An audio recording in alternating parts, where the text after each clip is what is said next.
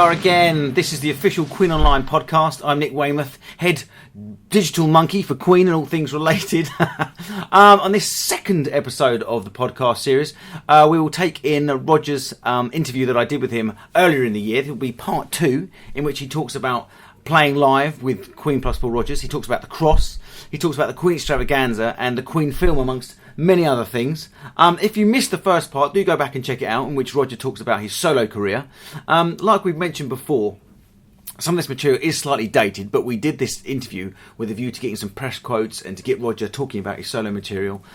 We did this in June of 2013, but I do hope you enjoy it. Roger opens up quite nicely and we have a good old chat.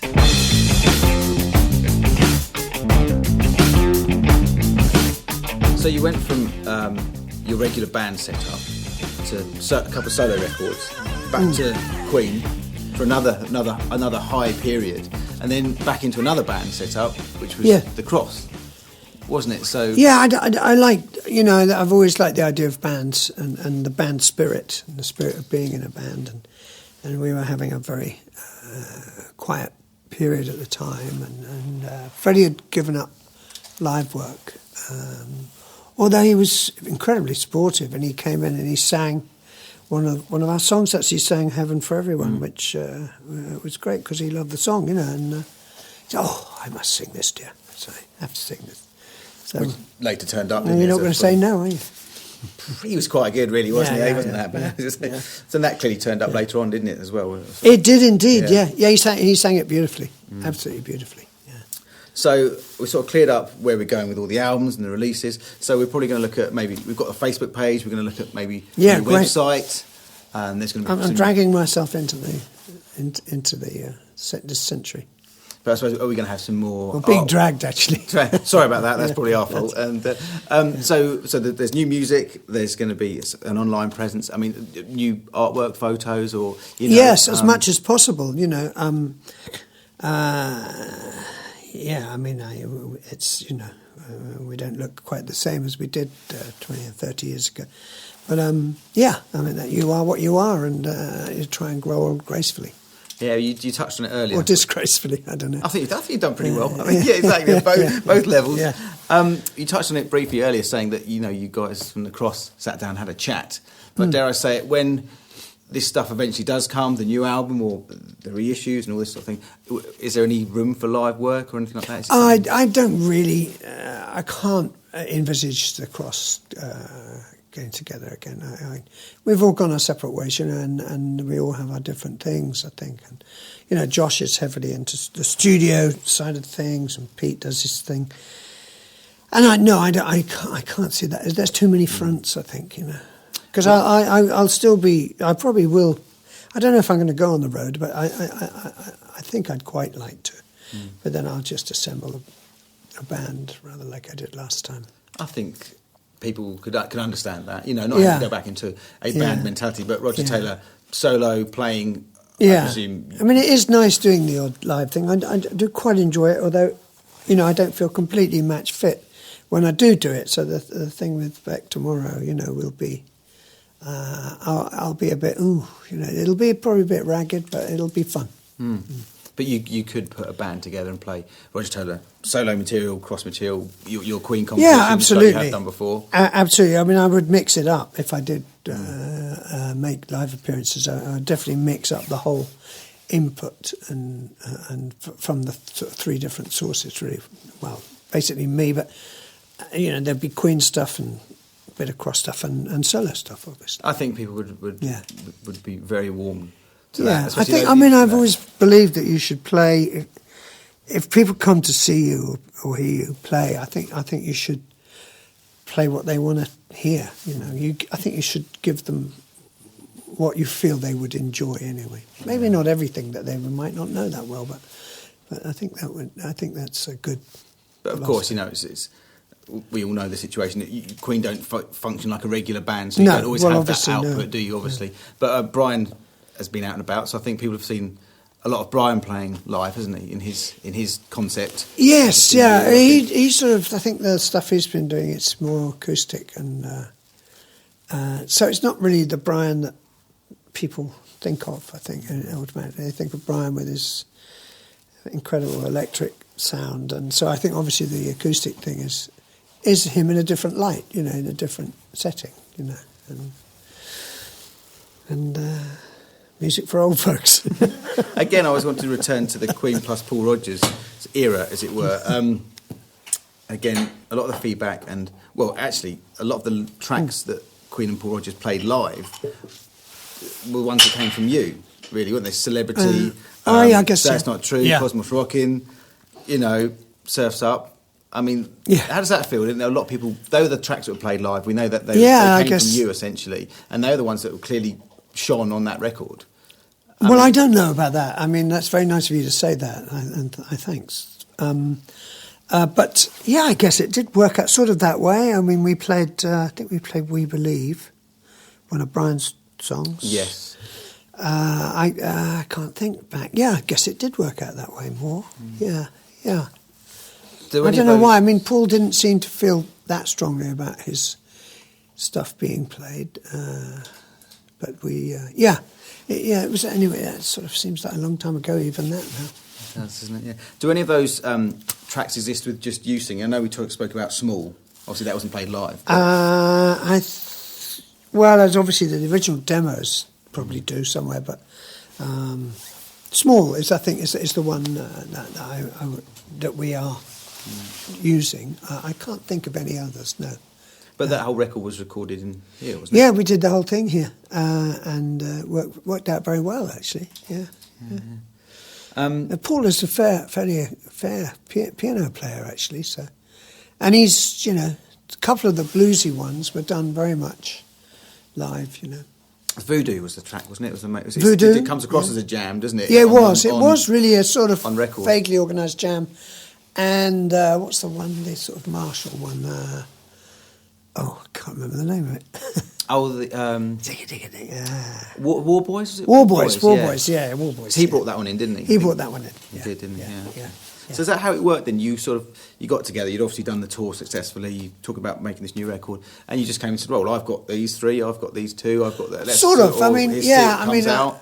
I think I played them a couple of demos, and they chose the ones they liked, and Brian said, well, I've got another one. But Brian I don't think he was terribly active in the writing, so he had to sort of dig deep to find 2 or 3 songs, I think, at that time. You know, it's not always easy to come up with a song, you know. I guess, yeah, if you've got a time frame, haven't you? Because the tour was booked as well. Or you come up with a song, you think, not really good enough. But that's like anything, with any album. It's a piece of that time, isn't it? It's where you're at. You know, if you didn't release them, you wouldn't get anywhere. You wouldn't move on to the next thing. It's true. You wouldn't, you know, you'd forever be tinkering and stopping and well, that sounds like the story of my life, actually. But so obviously we sat here and spoke about your solo material and the cross stuff. I can't, you know, in my job, or I can't sit here with Roger Taylor, drummer from Queen, and not talk about what's going on in the Queen world at the moment. So Queen Extravaganza, which is very much your baby anyway, isn't it? Yes, it is. 2 successful tours of the US. Yeah, I mean, we've got the band is smaller now. We found out it works better stripped down. Because more it was like it was an extravaganza, but it was like a bit more of a review. There were 9 on stage, which is actually we found too many. Yeah, they were all great, all very talented, and but it was more of a sort of show band thing. But now we have we stripped it down, and we have one unbelievably brilliant guitar player, a great keyboard player, who sort of leads them musically, and great bass player, good-looking guy. Keep giving him ugly pills; they're not working. And of course we've got the fabulous Martel, who has the uncanny ability to sound exactly like Freddie, and it really is spooky. And they're really professional. And they sort of do our music justice, whereas I find most people just do sort of cod versions. And I mean, you know, they don't dress up as Queen or anything, that. But it's they're truly amazing. And so I'm really excited the fact that they're going to do a small session up in Canada and something in Vegas. But then they're coming over to England, and I really look forward to seeing what the UK and European audiences make of this band. They knock your socks off, I tell you. Everybody that sees them cannot fail to be impressed. I was glad you mentioned that, because I wasn't sure whether I was allowed to mention it or not, that they are coming over, which is great. No, they're absolutely coming over in October. I'm very excited about it, and I'll do everything I can to help them. It's because, boy, they've got some talent.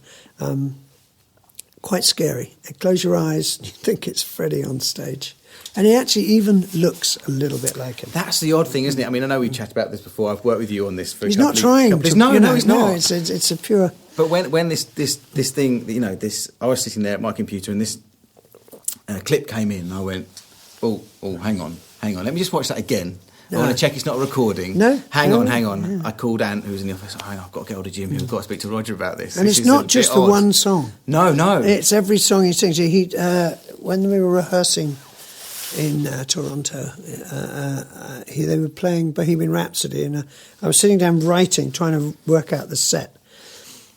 And I sort of closed my eyes and I suddenly got completely spooked out, because I could have sworn it was Freddie.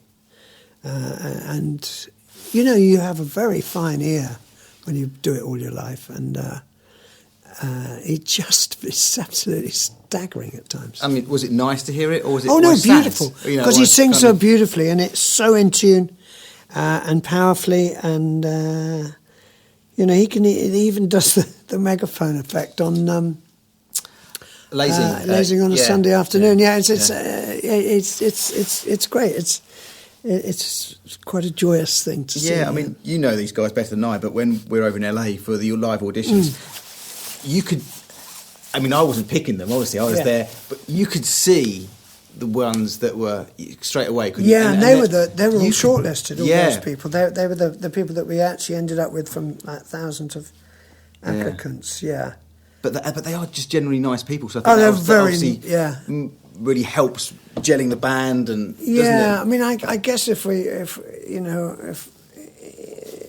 any arseholes in there, they wouldn't have made it. Through. They were a very nice bunch of people, and even the ones that are no longer in the Extravaganza, merely because of all sorts of different reasons, but they were all great. So it was an entirely great people too, an entirely pleasant experience, and I hope to be working with all of those people at some time in the future. Yeah. Well, I'm going to look forward to seeing it, because having worked on it, I haven't even seen it yet. So. Oh well, yeah, you're going to love it. You will love it. Yeah. So I love seeing it because I feel so proud of it. Well, that's great, isn't it? That's the main thing. If you feel proud of it, you're going to put passion into it. Well, you have to buy a ticket. I thought. They're going to be doing.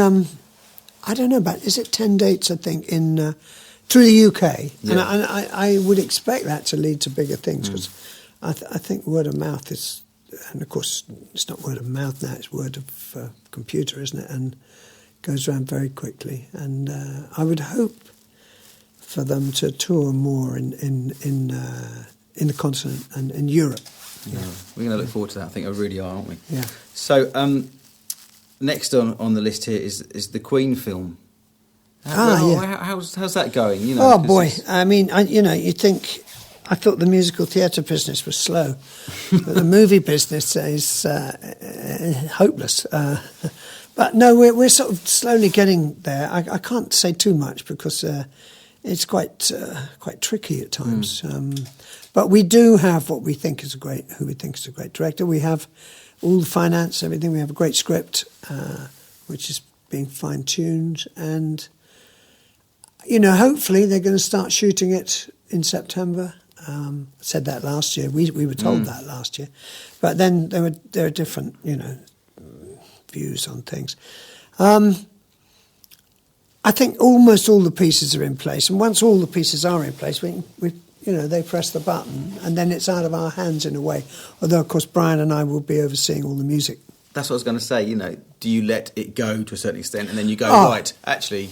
Do you become a consultant in that sense? Someone is looking at a period of your life, isn't it? Yeah. And they're yes. putting it together in a certain way. Yeah. yeah. And you actually, well, actually, I don't want to come across like that. And or it also, that you didn't know, happen, or- it is a movie. It's not a documentary. So obviously it has a script, and so it's not us speaking, but it is. It's very well done, actually. We have very good writers. But somebody said a great analogy, actually. It's like you have the smoking gun, or you have the gun, the loaded gun, and as soon as you start shooting, you've handed the loaded gun to the director, and that means that the producers and everybody else it's out of their control up to a point, you know. So I get, there's a mixture of truth and sort of stories that people won't know about, but a lot of those stories, well, I say not a lot of them did, but with the Days of Our Lives, which was a documentary, yes, which was quite raw, really, wasn't it? I thought it was. People were refreshingly it was surprised. very raw. I mean, we weren't flattered, you know, visually or anything, and they left in some bits which I would have expected to have been cut out, which actually I was quite pleased they left in, but.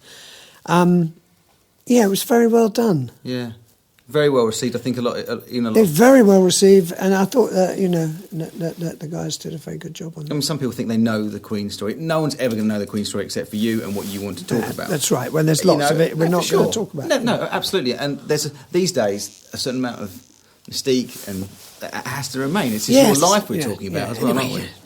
So, but it was. You can't tell everything, can you?